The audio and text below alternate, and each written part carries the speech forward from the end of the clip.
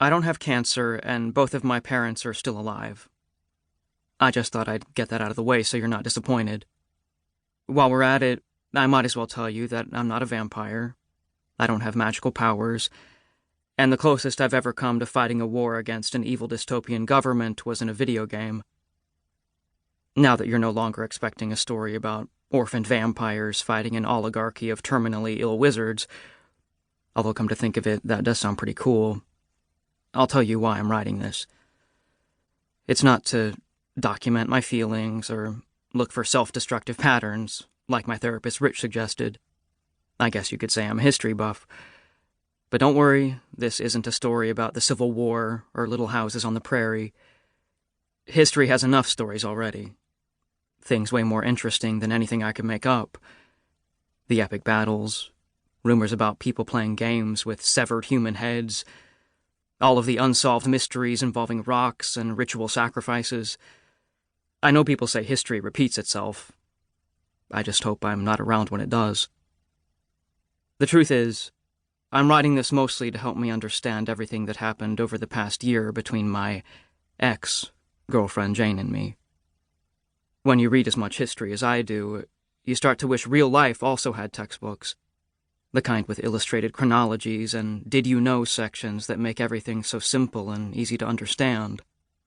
Any good historian knows that the past is a lot more complex than cause and effect charts and corny acronyms make it out to be.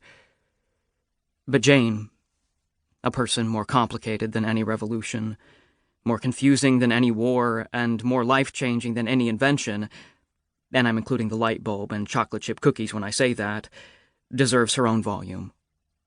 And so in a way, I guess you could say I'm writing one for her. Since she's been gone, I've been scouring documents, text messages, her bizarre drawings inspired by the boredom of biology, anything to help me shine a light on the history of Jane. The only obstacle has been my mom, who has started checking on me every hour to either annoy me or make sure I'm still alive. As if on cue, I hear her walk down the hallway, the wooden floorboards creaking as she makes her way to my room. She knocks lightly, and when I don't answer, her knocks become more aggressive.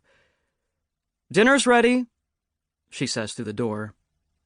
She jiggles the doorknob. "It's locked," I say, just because I know it will irritate her. She hovers outside the room, a presence more terrifying than anything found in a horror movie. A mother who has dinner ready. "Are you coming down?" she asks. "Yup," I say. "Right after I finish summoning Lucifer." "What? Can you bring me my dinner like I'm a prisoner?" I hear her footsteps recede down the hallway. She sighs as she goes. I know I'm being a jerk, but I can't just smile and pretend everything's okay, even though I know that's what everyone wants. Before I forget, I should tell you that everything I'm about to write is true.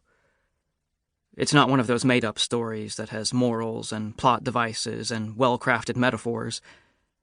History doesn't have room for all that. Facts are facts, whether you like them or not.